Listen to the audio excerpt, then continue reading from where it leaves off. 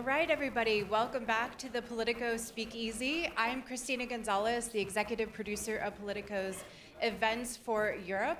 And I'm going to introduce our next segment here because we're very happy to partner with Google to bring you this speakeasy here at GlobeSec.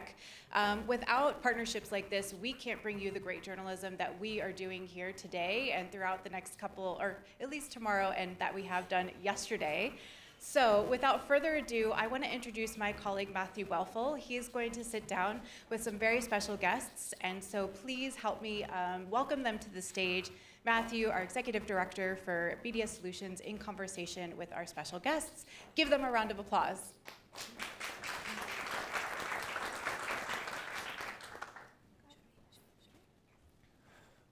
Come on in. All right, Speakeasy is full. I am joined on stage by Marta Postlad, the head of public policy for Central and Eastern Europe, Daniel Friedlander, the head of the office for CCIA. We have a lot to get into, and we'll get there eventually, but I will say my first question is an easy one. It's my first GlobeSec. We were just talking backstage. You've been to 13. That's my count, yes, yeah. Correct.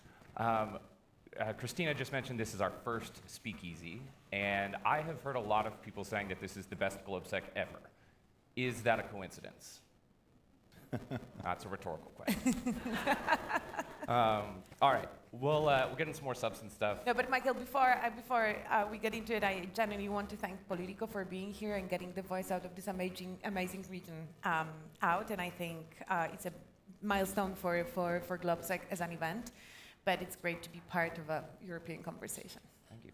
All right, so let's talk about artificial intelligence. Let's talk about sovereignty. Let's talk about simplification. That's a lot. I'm going to try to sneak in some questions about cybersecurity at the end. We heard a lot about that earlier. So a lot to cover. Hope you've gotten your popcorn. But we've reached a moment, I think, where AI is at the forefront of every conversation. But before we get into sort of the what and the how, like, why is this such an important moment for Europe and maybe from your perspective for Central and Eastern Europe specifically? So, it goes without saying that for the past 2 years, rules of the game have changed. And we're at a moment of a level playing field when pretty much everyone everywhere had similar chances to catch up and to embrace AI. And 2-3 years into this process, we already see who has been doing a better, who has been doing a worse job out of it. Are you prepared to name names? Who's been doing it better? Okay. No, because we're on the record. But I think like that's so critical. What we know that this is a technology that has the highest potential to bring change, to solve the unsolvable issues, to change trajectory for the economies. We see the first consequences of it, and everybody here at this conference, I'm sure, wants the best for Europe out of it. Now, Central and Eastern Europe has been historically very entrepreneurial. Looking at the economic markers and factors today, we can see amazing growth coming out of this region versus looking for ways how to protect legacy industries in the rest of the continent. So I would say this voice and your presence here and this discussion here today has a specific twist, and I don't think can be generalized for the whole European Union, but that's why this is so important to have this voice heard, to bring in different perspectives, especially in terms of simplification and thinking how to regulate AI, that as we at Google always says is too important not to be regulated, but need to be regulated well. All right, Daniel, just to bring you in here, I mean, from your perspective, why this moment? Why are you here? Like, what is it that people need to understand about this moment? Well, the reality is we're all aware that it's a difficult moment, and there's no point in hiding it. We're dealing with this in many different ways. So I run a trade association. We have members from across the world, but also a lot of big international American companies. And you feel the geopolitical tension, trying to be used or abused sometimes to create unneeded for everyone, but also, to me, dangerous for Europe, sort of frictions and tensions where there shouldn't actually be them. They shouldn't be there. So for me, seeing the very wide range of companies, governments, stakeholders here, it hopefully helps a little bit to smooth things over a little bit, because what we really need going forward is to realize that yes, a moment of geopolitical tension can be dangerous, but if you make decisions for the long term based on that, and you're harming your partners or your long-term partners, and a lot of my members are the long-term partners of all the European champions, then you actually damage yourself. So that's sort of been my message here to a lot of people, to have the real long game in mind. So you just took the words out of my mouth for this next question. I mean, what are the decisions that matter most in the next couple of years, if not the next year? Well, for me, there are a few. I think the first one is we actually need to acknowledge that the Commission is trying something different. You know, the fact that shortly after their landmark AI Act, they're publicly acknowledging, well, actually, the old way of doing things wasn't right. We need to fix it, because otherwise we're going to damage our own AI market and deployment and the ability to train models here. But the flip side of that is there needs to be real consistency, and there needs to be real change. And I'm worried that we're at this moment where this whole simplification drive, which is well-intentioned, is sort of at the edge of a precipice where it may not go where it needs to go. It may not go where our leaders say it needs to go. And I think industry actually needs to keep pushing, positively, encouraging, showcasing, and also showcasing why it benefits everyone. So that's sort of I'm trying to be very optimistic, but I also see the edge of the precipice and the dangers, because there's a lot of institutional inertia, and there's a lot of sort of internal incentives in EU policy making that make these next few months very dangerous. Are there any decisions that you're specifically looking at that say, look, we need to see this, or we're hoping not to see that are important? I think there are two buckets of decisions, like tangible decisions to be made, and you mentioned a little bit of it, particular legislations, omnibuses we're looking at, they're guardrails and paths that I think we should work out. Since 2019, there has been more than 100 regulations that have affected digital economy.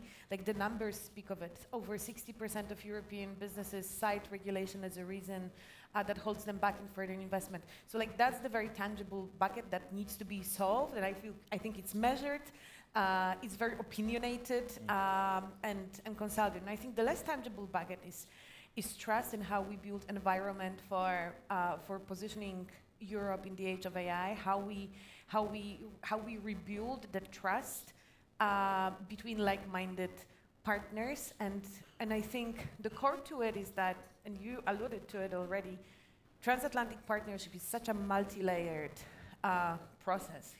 It's so historical, and frankly, everyday politics is just one part of it. Trade is another part of it, and partnerships are another part of it. Culture is another part of it, and I definitely remain on the more optimistic side, and I still see the glass definitely half full.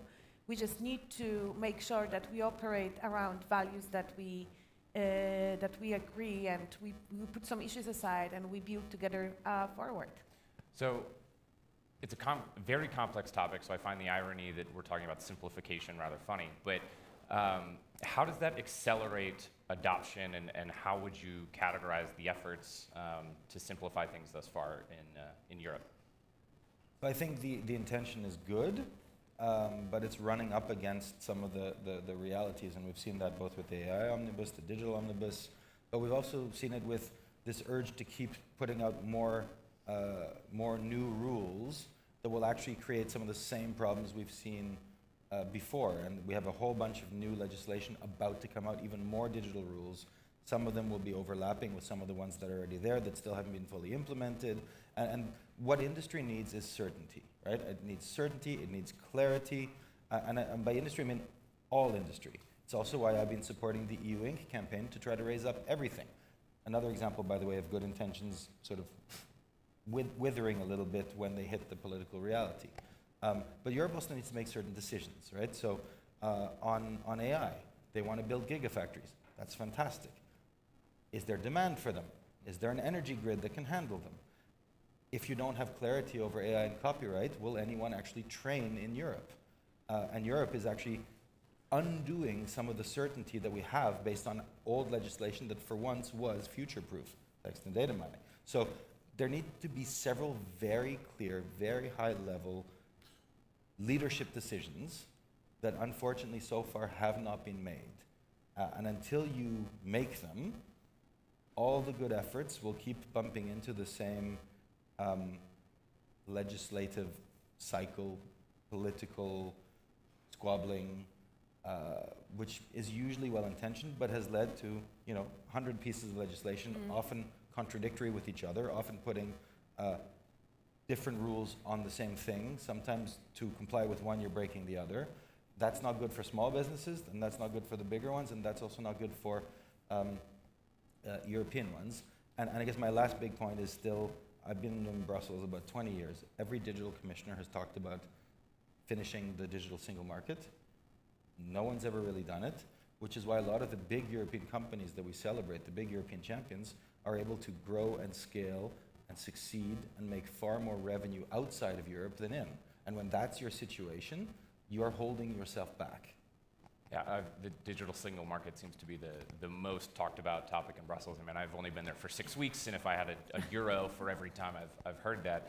But I want to come focus a little bit on governance, because that matters so much to this conversation. And from Google's perspective, I mean, how can Europe get that right and facilitate and foster innovation while at the same time maintaining some really high standards around security that matters to building trust?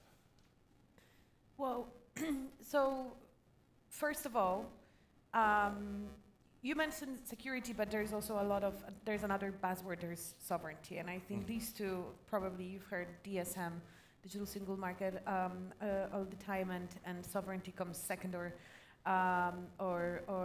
third. And again, I think I should create a ranking at some point. Yeah, like come back to us in a few. The newsroom doesn't have an Excel sheet? We'll have to ask some of our colleagues if they're tracking that. But yes, sovereignty is I think, pretty close behind. Yeah. So, so again, this goes back to one of your previous questions. I think this is the very intangible, that is the fundamental, and that is trust that needs to be solved. And many of the back and forths that you talked about also come from that trust being disrupted. Once we overcome it, we end at a point when the way we talk about it at Google is made with Europe. We have examples of fantastic partnerships that in a political world are very often fear-mongered.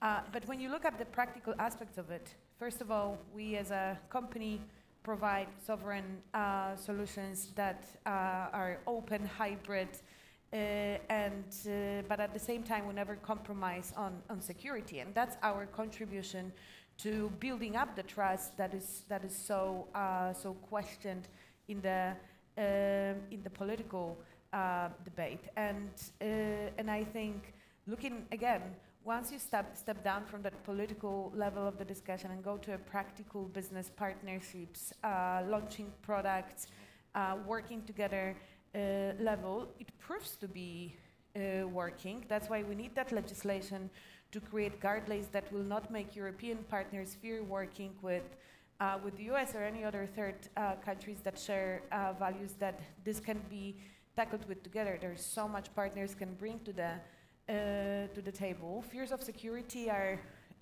not surprising. We live in a very unpredictable reality.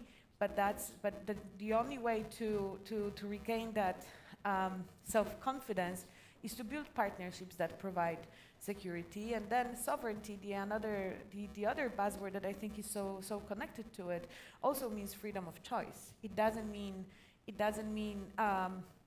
limiting options and telling you what's your better option, but giving you freedom to choose. And again, many of the regulations that we talked about here on this stage today tend to limit these options, and that's not a good way forward. Yeah. From either of your perspectives, I mean, can you drill in and make those partnerships tangible and talk about some of the examples again that are building that trust, so that for prominently this audience again, we sort of demystify that and talk about again how you are building that trust.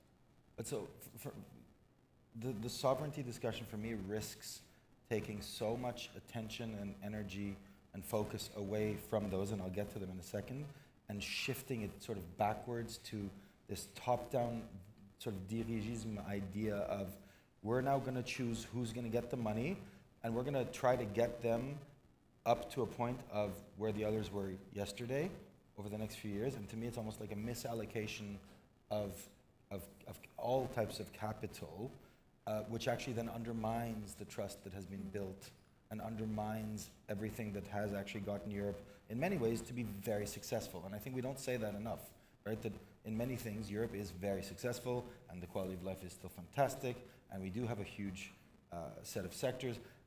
Europe needs to stop focusing on, oh, that's the one thing I don't have and I need it, and focus on what do we actually have. And what we actually have is very simple. We have an integrated global supply chain that is extremely strong and supported. I was talking about it yesterday, right? The entire AI economy and world would not work without ASML, without Zeiss. It also wouldn't work without TSMC. It wouldn't work, everything is interconnected in a way that actually is positive and that has created trust. And that's where also a lot of the European companies that have succeeded and then grown around the world depend on access to other markets, providing critical infrastructure in other markets. Companies like SAP, Ericsson, Nokia, fundamental to, for example, US infrastructure. And so we actually have this current cycle now that works, and then American companies come in and they invest tens, hundreds of billions in Europe, and they are part of the service industry and the backbone, but have always been those partners, right? And that's the point. They are the most trusted partners of a lot of the European companies. And my worry is that the sovereignty discussion sort of almost ignores that or breaks it up for some short-term sort of political jockeying, and then we are all worse off, and then we don't get all the investment and the partnerships we need. Anything you want to add just from your point of view on the partnership side of things that you were just talking about?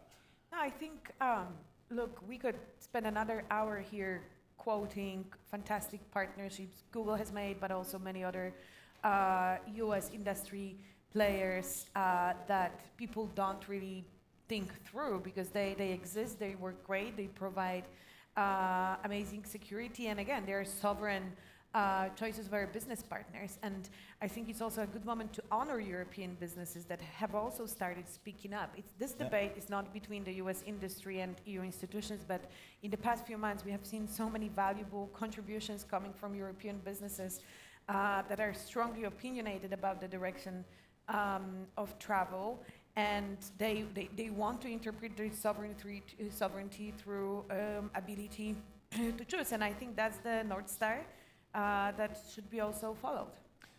All right, so I'm going to sort of ignore the big clock for a second because I think it's important to get in sort of the cybersecurity world. I mean, artificial intelligence, presents a ton of opportunities, but it's changing the threat landscape in real time, and it's related to all of this. So how is the conversation changing from your perspective, and what does it mean for both businesses and public institutions and governments around Europe? So from my point of view, the key is to really actually have a very level-headed, clear conversation on it. Obviously, there are big developments happening. If Europe's reaction is always just, oh, we want our own, that doesn't actually lead to the right discussion, right? We need to have really clear, strong partnerships between the institutions, which I actually think in most cases we have. And a lot of the interactions that we have and that we see on cybersecurity between the global companies or model developers and the institutions and regulators are extremely positive. They don't hit the news because they're positive and because they're working. So what hits the news is sort of the big scare caption. And I think we need to just keep that in mind a little bit. That's my first reaction to that. I don't know, Marta.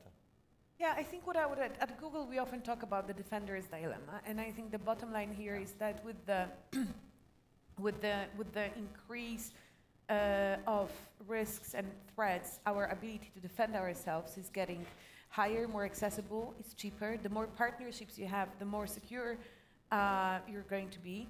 Again, this is something that the US tech industry has to offer for the European partners, and as you've said, this is what I think has been successfully happening. This is something that should never be at risk. Again, we see many of these new suggested pieces of legislation trying to decrease our cybersecurity at the cost of protectionist sovereignty.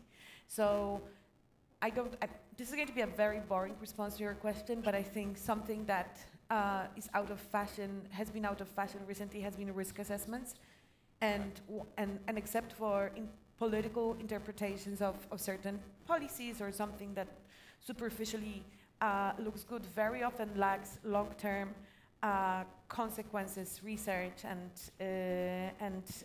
data. And I know you probably don't want that conclusion to be the conclusion of this conversation, risk assessments, because it would feel like a conversation in European I get to moderate. I've got one more question. We're not going to end there, but But, this might be the only room where risk assessment is not terribly boring. But I mean, if we're back on stage a year from now, right, and we're back in the speakeasy, what is the one thing that you need to hear or that you would like to see done to make the AI ecosystem more successful? What's the one thing you want to leave the audience with? So what I'd like to leave the audience with is that we're meeting today in a country that is a fantastic example of an economy that through its entrepreneurship and innovation understands the value of export, of ability to grow beyond the boundaries, because geographically it's a small country. And I think there are many lessons to be learned out of those examples, to look at Czechia, to look at the Baltic countries, to see how their thinking is shifting and how they're hungry for growth. And again, it's great to have Politico Speakeasy here, and it's great that these perspectives that, in my view, are often come from different experiences, can make a contribution to the larger European debate. All right, Daniel, last word. What's the one thing you want to see done in the next year? I want bold decisions from our leaders. They have to pick a few things. I sort of alluded to a few of the choices. If you don't choose, you create continued uncertainty, which doesn't help anyone. I want some bold choices. I want bold action. And I want it that a year from now we go, they resisted the urge to do the easy, short-term, protectionist thing. They really thought long-term, what will work, and they actually did it. I really want that. All right. Well, we're over time, so we'll wrap there. You heard it here. We need bold decisions. But Marta, Daniel, thank you both for your partnership, for being here. Let's give them a round of applause. Thank you.